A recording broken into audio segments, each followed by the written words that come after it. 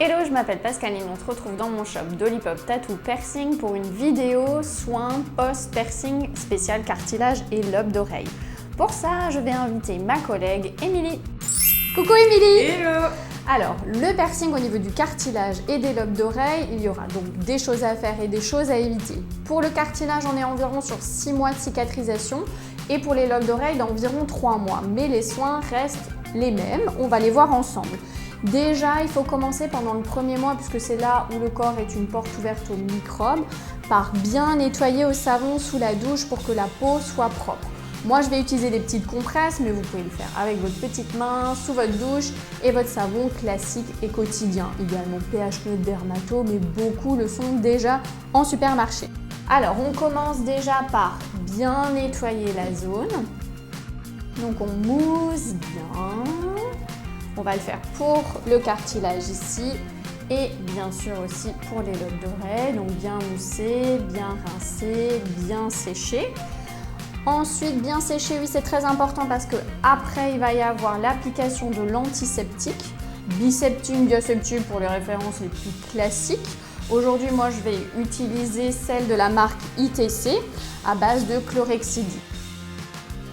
Et on termine bien sûr, comme je l'ai dit, par le séchage. Pour bien appliquer son antiseptique, parce qu'au démarrage de chaque cicatrisation, pendant ce premier mois, il va y avoir une rougeur, un léger boursouflement au niveau du tissu et un rejet jaunâtre blanchâtre qu'on appelle la lymphe, qui est normale puisqu'elle vient aider à la cicatrisation. Elle se cristallise et forme des petits dépôts. C'est ça qu'on va évacuer avec le coton-tige, donc bien nettoyer mon point d'entrée, bien nettoyer mon point de sortie.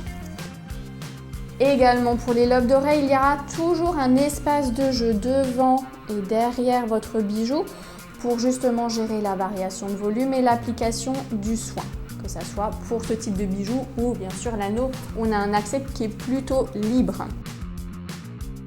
Maintenant, ne pas tourner votre bijou, ça c'est très important. C'est ce que disait le bijoutier à l'époque, mais c'est totalement faux. Vous allez irriter le canal à l'intérieur, il n'y a pas de fusion ni d'adhérence au niveau du tissu. Pour ce qu'il faut éviter, ne pas toucher avec les doigts, ne pas enlever le bijou.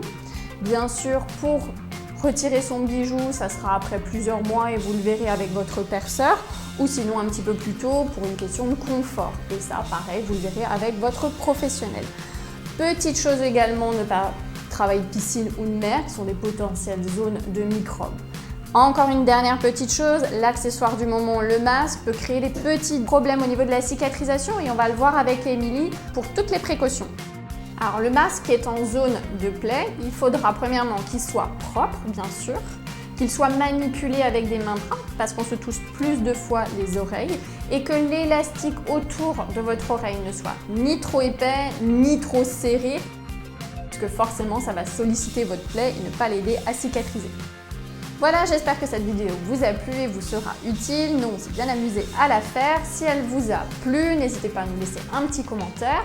Et si vous voulez en voir d'autres, des sujets qui pourraient vous intéresser, alors je vous dis à bientôt. À bientôt Émilie. À bientôt à tout le monde. Salut!